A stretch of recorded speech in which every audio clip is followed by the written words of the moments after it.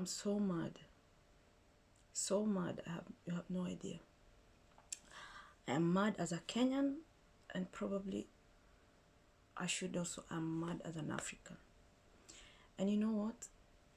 I I can't understand, and this maybe might rub people the wrong way, but I have to say it anyway, because I think it's time for us to stop and to change. The world is changing. We cannot keep doing things the same way over and over and expecting that there is any kind of growth. You know, I understand the whole Kenyan or this whole African spirit or helping each other, you know, the Harambe kind of a thing. But I think we should not misuse the word Harambe. And for those who don't understand what Harambe is basically like a crowdfunding, right? Where people come together, they contribute a little bit of money and help a person who is in need. Perfect for me. I understand it works perfectly well, especially in Kenya where there's no system. But we are not going to misuse that system because people are kind and using God's name that, oh, God will bless you if you help me or if you do this, just because we want to misuse that. Yes, we don't have a system that we can go to when we're in need. But why are you asking people to contribute for your wedding? It's not an emergency. You can get married after 20 years of being together. If it's meant to be, it's meant to be. After all, if it's so important, if, for example, it's in your faith that you have to really, really get married for you to live with that man or with that woman, then you can do a simple thing. You can go in front of a pastor, he prays for you, and you move in together. And when you have enough money, then do a wedding. We are not going to contribute for people all the time. 1,000 there, 2,000, 5,000 there, putting people in committees so that they can buy mbuzi, you know, or whatever for your wedding. No, I think that's just wrong.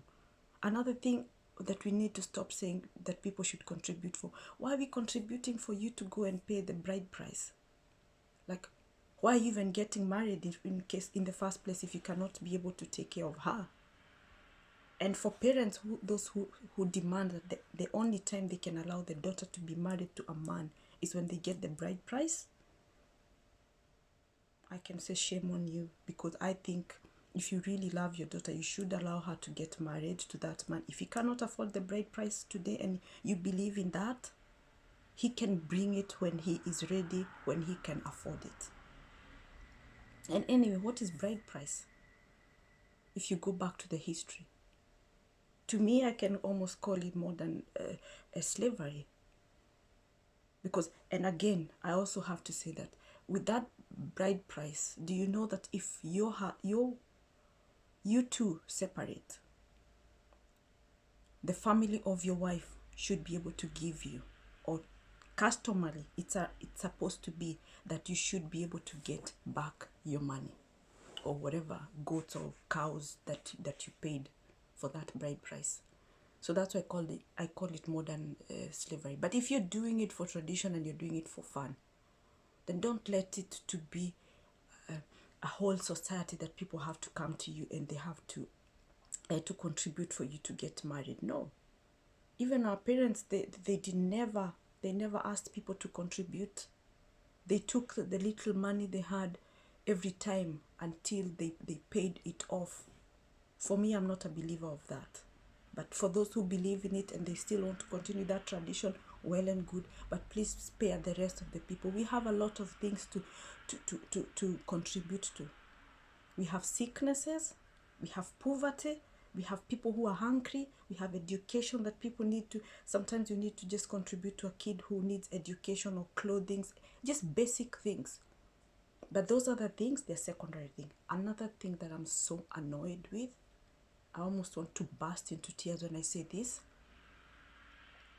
It's when people send a message that, oh, so my relative, yes, has passed on. And I'm very sorry about that, because I would not wish death on anybody. But why are you having a budget? A budget of 1 million. A budget of 1, yeah. million. So that, why are we paying for people to come to eat in your burial? If people want to come to your burial, they will come to your burial. They pay respect for your loved one, but they don't have to eat if you really don't have the money. And if you so need the help, I'm sure that there is that's not it. But you're not gonna be driving a big car like a Range Rover. You're living in the high end place in Nairobi or wherever in the world, and then I'm not talking about hospital bill. I'm talking about the burial itself, and then you want us to contribute for your burial. I mean, I don't understand that, because I think it's the high time people started opening up accounts when they are alive, during the days when they die. Yeah, at least buy yourself a casket. We know one thing. There are two things we are assured of in this life, and that's birth and death. Once you know that you're pregnant, you know that the next thing that's going to happen, you're going to birth a child. And when birth happens, death is born. Because you know, any time something is born, we know that that thing is going to die at one point. Why can't we prepare for it? Why should it be a taboo? Why are you driving a big car? Why are you living in a good place, and yet you cannot take yourself to the grave? Please spare us this.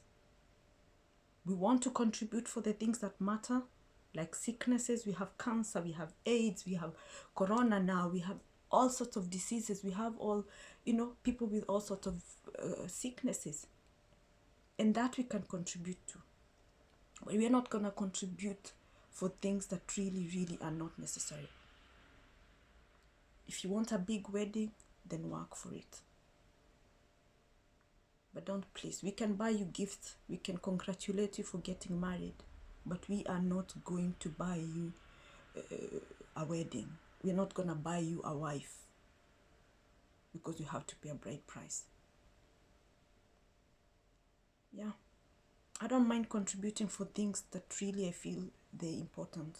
But we really need to have our priorities right. Things are changing. The world is changing. And yes, change is inevitable. We need to change with the world. Evolve. Let's stop this, please.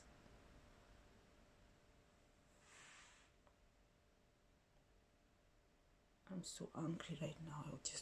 Maybe I'm angry because my coffee is over and I have to just drink tea.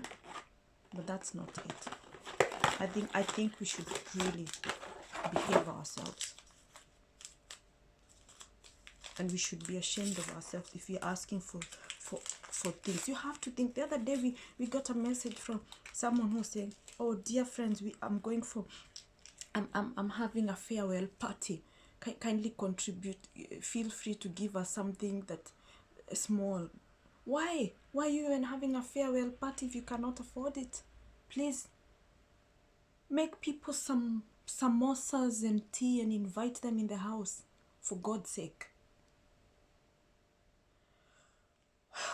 And if you so want a party, make people food. Food is not that expensive. Ask people to come with their own drinks and make a party.